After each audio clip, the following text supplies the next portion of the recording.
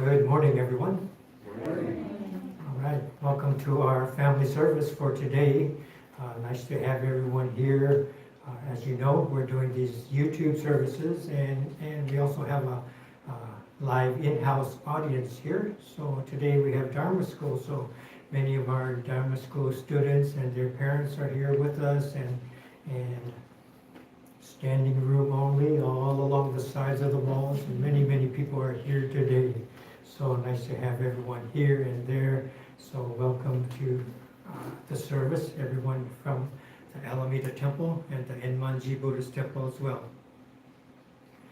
So I'd like to go over the service order for today. We're going to have the reading of the Shishin Dai, and we did this last week. Some of you were not here, but we weren't that good at it last week, so we're going to do this again. And so the Shishin Dai is on page 28, okay? 28, 29. And just to review, usually we do the Sambujo, but the Shishin Dai, first line, Sensei does, and then you come in on the second line. Namo So Uchi Fu. Okay, and so as you do the second line, you'll notice that every second line is the same except the last syllable. Okay, can you see that? The last syllable in the first line is fu. On the second line is ho. On the third line is so. So these mean the Buddha, the Dharma, the Sangha. Okay? Fu, ho, so. So these are the three treasures. So in chanting form, we're doing the same three treasures that we read in English or Japanese sometimes at our services. Okay? So you can see that on page 28 in English and 29 in the Japanese. So from there, we're going to do the Junirai on page 67. So Junirai is also one of our two well-used chants. We do often the Juseiga and the Junirai. And so much as possible, try to follow along and to do some chanting as well. Okay? So Nembutsu and Ekoku will complete the chanting portion of our service, and then I'll come back for our Dharma message. Okay? So hopefully, through explanation, I've given you enough time to find your service book if you're at home, and to find the chants in time so you don't have to scramble as I'm chanting. All right? So with that, we will begin. Shishin Dai, Junirai.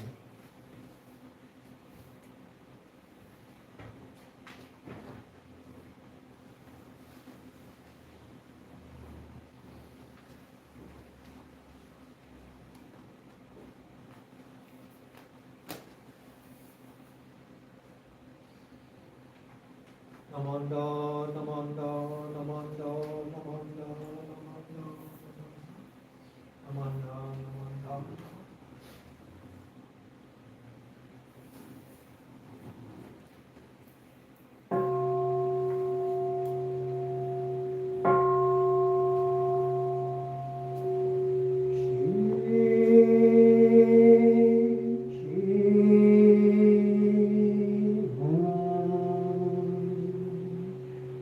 Good.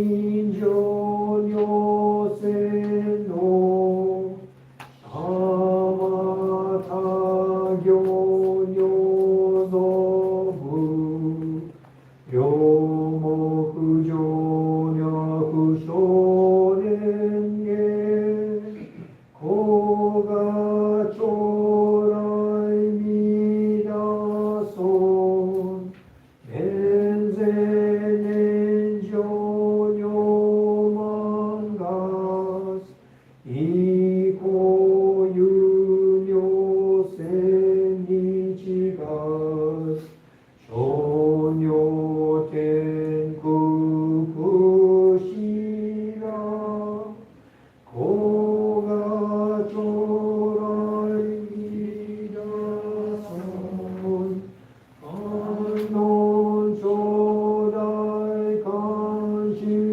従修従名相法将言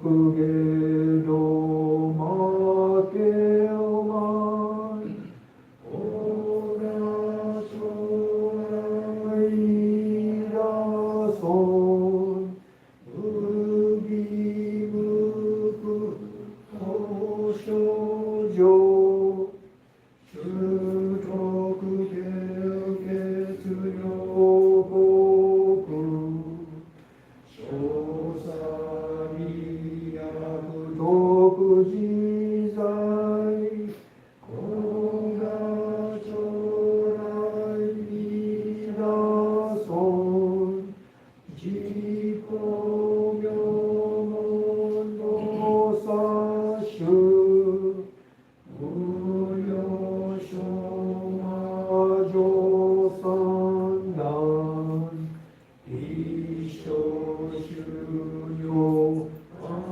力中子が将来見出そう本体保険師匠家全本症状名を大座お膝上尿線の子が将来見出そう実法将来勝負し変幻人図知安楽戦後尊厳上不病子が将来見出そう勝負無常無我と薬用水月伝量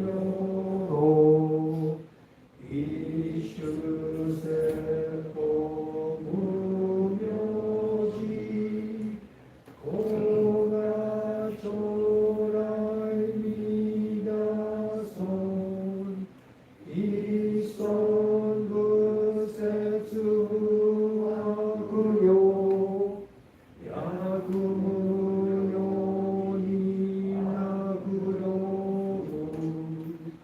主に死心上悲尊子が将来見出そう一尊無量勉強無少数悪知識往生不退死亡来子が将来見出そう我説異尊苦の不慈修善無縁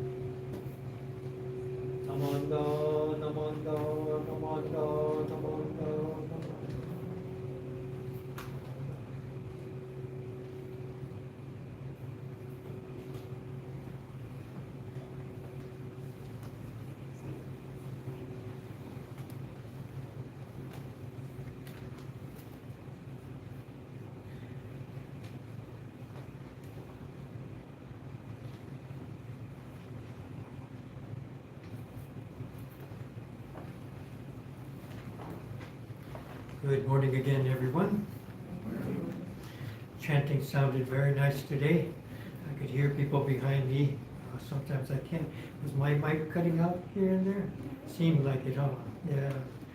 So hopefully this one will carry my voice okay today. Today I had a haiku poem that I wanted to share with you, and this one is written by Basho, a very famous haiku poet, and so we are happy to share reading a poem of his today. And so Basho lived in the 1600s, 1644 to 1694, and so quite a while ago that he lived in Japan, and he kind of shared his poetry and experiencing the unity of the world, the natural world and human life, both coexisting and describing these scenes. And so the poem I have today, listen carefully, short poem.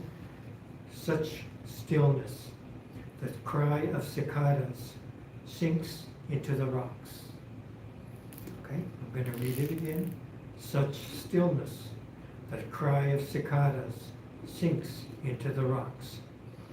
So as he wrote his poems, he's kind of writing, showing the interdependence of all things, the interdependence of life, things we come across, natural life, the bugs, insect life, animal life, and the natural setting, birds, trees, ponds, whatever they might be, and our interaction with all these things that we might find as we come into walking. Like he is known for going on this long journeys, hiking, and along the way he would stop and write poetry along the way, and he would have this collection of poems along his way. Right. So do we know what cicadas are? Yeah, we know what cicadas are. Okay, so they make this sound when they come into the trees, and so you can envision the cicadas in the trees active, and maybe hundreds or even thousands of them breaking the silence. And usually they are very noisy on these warm summer days, okay? And so the sound of the cicadas, how do they make that sound? Do you know?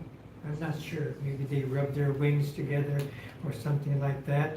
But they start real slowly, and they kind of gradually, kind of a shrill sound, and it picks up its pace and its speed, and then they release this pressure, and this spray comes out from the trees. As cicadas shoot out the spray from their bodies. And so I remember my father, when I was young, telling me about the cicadas in Japan, and I didn't know about cicadas at the time, and he would imitate these cicadas, you know, and I would watch him, wee, wee, wee, wee, wee, wee, wee, and he'd make this face, you know, like, yeah.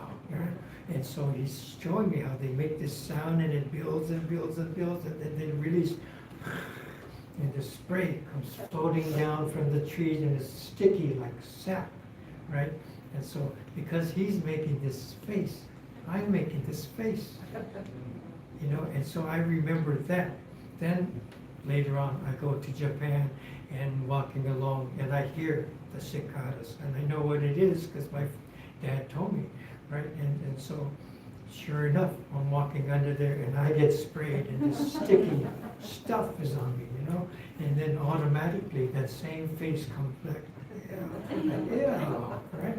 And so as I read this poem, I can remember the sound of the cicadas as I was visiting Japan, and my father's stories and his face, and then my face becomes like a mirror of his face. And even as I'm telling this story, I can see your faces going, yeah, right? So same kind of reaction. And so when I was actually there, warm, hot summer day, and in Japan, it gets hot early, and you could come out at 6 in the morning and be sweating, and so it's sticky already. Your t-shirt is sopping wet from sweat, and then you take a walk and you come under the cicadas, they make this noise and spray their stuff all over you, you know. So I'm envisioning this experience as being in Japan, already sweaty. They don't even, I mean, they warn you, but still, you get sprayed and you're coming into this sticky spray, kind of like that tree in front of the temple, you know, leaving their sap on every time you park there in the first space.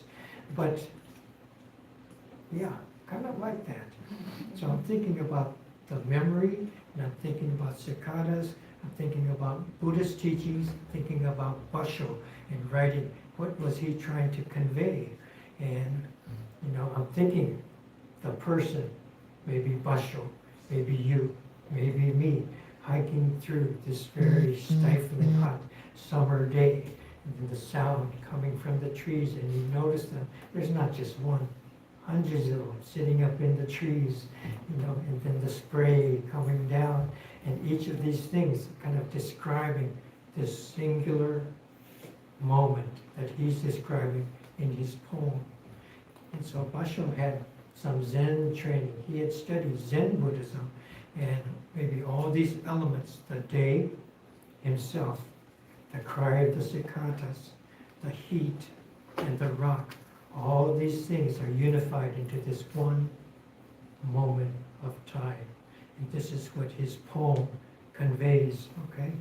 So, then I was thinking about in Shin Buddhism, it might be different, and in, I remember Unno Sensei, Taitetsu Unno, had written about this same poem, and in our Shin Buddhist perspective, maybe the cry of the cicadas making that sound is the Nembutsu, Namo Amida Butsu, coming from, not from my mouth, but from the natural world, coming towards us, the Nembutsu coming this way from Amida, okay? And all this natural setting of life, but the rock is so impenetrable, huh? But in the poem, it says the cry of the cicadas sinking into the rocks. So the rock is human life, our own mind, our own ego-centeredness. We don't allow anything to come in.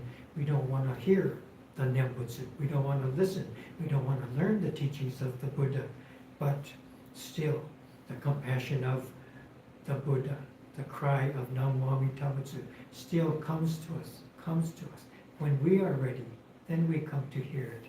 And little bit by little bit, penetrating this solid rock surface that we have as human beings. So Zen perspective and Shin perspective might be a little bit different.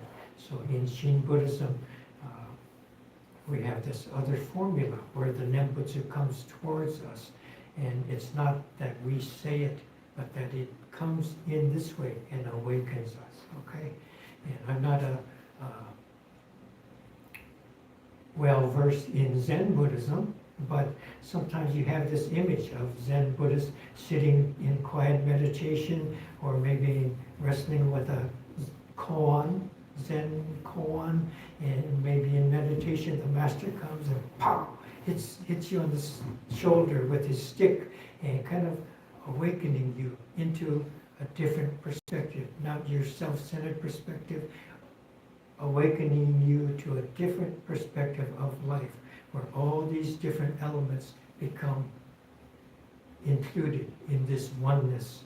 And so this is, in a sense, Zen Buddhist awakening, Zazen. And in Shin Buddhist awakening, the awakening is not in our practice, but coming from Amida, coming towards us. So kind of a different approach, but and we read these types of poems, and what was Basho trying to convey. And maybe we could see kind of similarities, but kind of some differences from his perspective, his Zen Buddhist perspective, and how we might view, think about these kind of poems, and think about our own self-centered shell that we hide behind sometimes, unknowingly, unwittingly, we put up this barrier, and it's very comfortable because we're familiar with it, comfortable with it. But something happens in our life, something usually drastic, that causes us to awaken, to look beyond this self-centeredness. And that's when we truly hear Namo Amida Butsu coming to us. So please join me in Basho, and I'll read this poem one more time.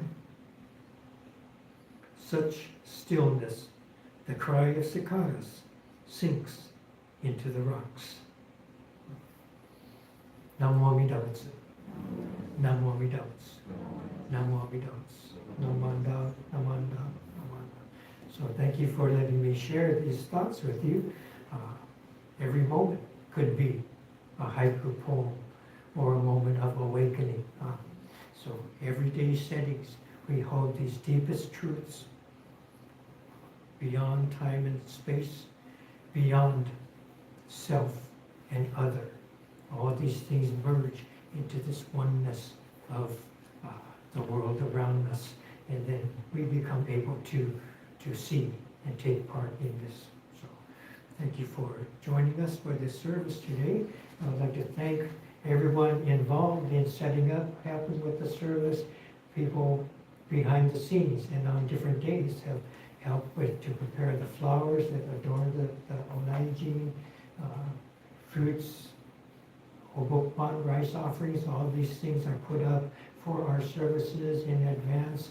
I'd like to thank people who came here and people who are home observing, participating, all the Dharma School students here. Today we have kind of a special offering. This week we had a lesson in how to make manju. And so some of our BWA members and friends had a special tutorial to learn how to make kuri manju. And so we have a special offering showing off what we have come to learn here. So you see a little offering of kuri manju here on the Mayajoku, the main table. If you look real closely, they kind of look kind of hachi-kochi, not so perfectly uniform in size and shape. But for our first time, I think we did very well, and with practice we will improve and improve. So thank you for very thoughtful to sneak that into the fruit bin that I could offer it today and show everyone, share it with everyone else. So we'll do the Basho one last time, and then I'll come down to make sure the incense is burning, and then we could come and offer incense, okay? Namo Amida Butsu. Namo Amida Butsu. Namo Amida Butsu. Namanda, Namanda.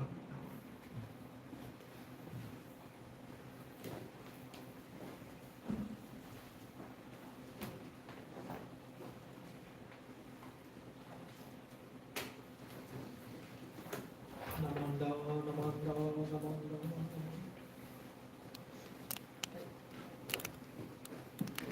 Who wants to start? You want to start? Okay. We could show everyone how we remember how to offer incense. So this is continuation of the service video. Thank you.